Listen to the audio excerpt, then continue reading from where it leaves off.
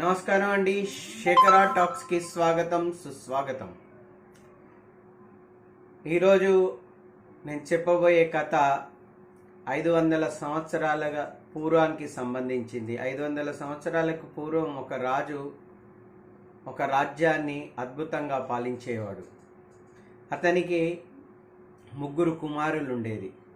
తన రాజ్య పరిపాలన అనంతరం ఆ పిల్లలే ఆ రాజ్యాన్ని పరిపాలన చేయాలి. కానీ తండ్రి గారు ఎప్పుడు కూడా వీళ్ళు పనికిరారు, వీళ్ళకి నైపుణ్యం లేదు, ఏ విధంగా పరిపాలిస్తారనే విధంగా ఎప్పుడు మీరు పనికిరారు అంటూ ఉండేది.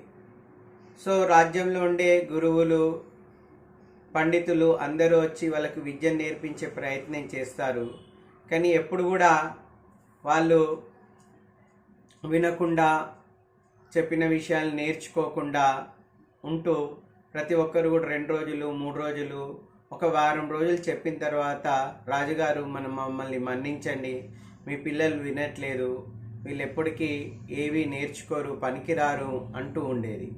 అదేవిధంగా తండ్రికి కూడా అసహనము, విసుగు రావడం జరుగుతుంది. మీరు ఏది నేర్చుకోరా, మీరు దేనికి పనికిరారా, ఈ విషయాలన్న ప్రతి సందర్భంలోనే ఆ 3 పిల్లలకు కూడా మనసులో ఒక ఆలోచన వచ్చింది. నిజంగా మేము దేనికి పనికిరామా అనే విధంగా వాళ్ళ యొక్క ఆలోచన ఉంటూ వచ్చేది.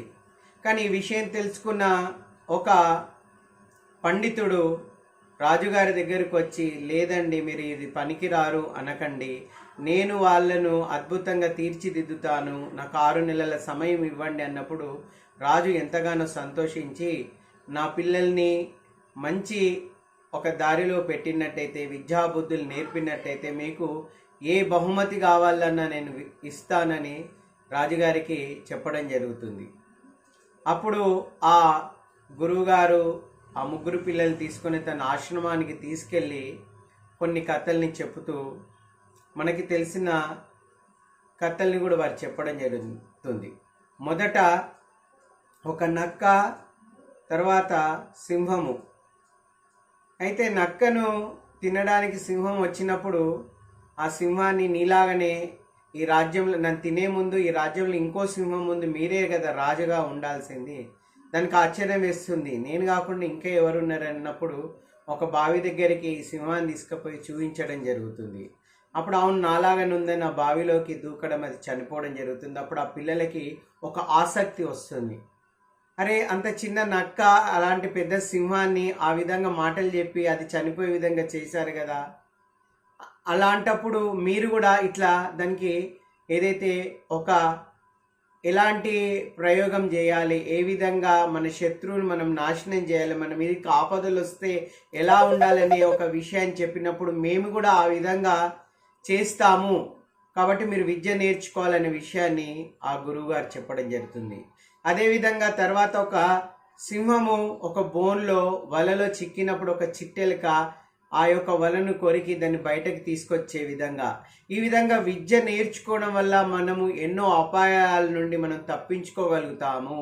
విద్య వస్తే అపాయం నుండి ఉపాయాలు, ఉపాయాల నుండి మహా ఉపాయాలు వస్తాయనే విషయాన్ని ఆ పిల్లలు గ్రహిస్తూ ఆ యొక్క పండితుడు కేవలము జంతువుల మీద కథల ద్వారా వాళ్ళకి విజ్ఞాన అభివృద్ధిని చేసి ఎంతో మంచి విజ్ఞానవంతులుగా తయారు చేయటం అనేది మామూలు విషయం కాదు. ఆ విధంగా తయారు చేసిన తర్వాత 6 నెలల తర్వాత రాజుగారి దగ్గర తీసుకెళ్ళిన తర్వాత నీ మందబుద్ధి గల కుమారుల్ని ఇంత చక్కగా తీర్చిదిద్దడం జరిగిందని చూపెట్టినప్పుడు ఆ రాజు ఎంతో సంతోషిస్తాడు. కాబట్టి నాకు ఒక శ్లోకం ఇప్పుడు గుర్తుకొస్తుంది. ఏంటంటే, అమంత్రమక్షరం నాస్తి అమూలం అనౌషధం అయోజక పురుష నాస్తి యోజకస్తత్ర దుర్లభ. అంటే ఈ ప్రపంచంలో, ఈ విశ్వంలో పనికిరానిది అనేది ఏదీ ఉండదు.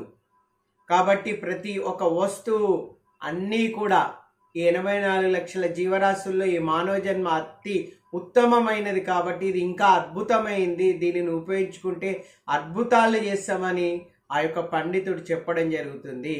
అప్పుడు ఆ రాజుగారు కూడా చెప్తారు, అసలు పనికిరాంది ఎందుకు, ఒక రాయి ఉంటుంది, రాయిని తెచ్చిస్తారు, ఆ రాయి ద్వారా ఎన్నో చేయొచ్చు, శిల్పంగా చెక్కవచ్చు, కొబ్బరికాయలు కొట్టే విధంగా తయారు చేయొచ్చు, ఈ రాయితో మనుషుల్ని చంపొచ్చు, ఏదైనా చేయొచ్చు.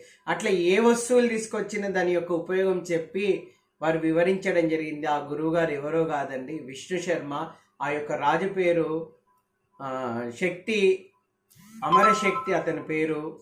ఆ విధంగా ఆ రోజుల్లోనే ఈ పంచతంత్ర కథల ద్వారా విద్యార్థుల్ని తీర్చిదిద్దిన గురువు గారు, తర్వాత రాజు కూడా చరిత్రలో నిలిచిపోయారు. ఈ విధంగా నేను నెక్స్ట్ చెప్పబోయే 5 తంత్రాలు, పంచతంత్రాలు ఏవైతున్నాయో వాటిని part 1, part 2, part 3, part 4, part 5గా చెప్పదలుచుకున్నాను. మీరందరూ కూడా నా ఛానల్ని సబ్స్క్రైబ్, లైక్ అండ్ షేర్ చేయగలరని మరొకసారి తెలియజేస్తూ ముగిస్తున్నాను.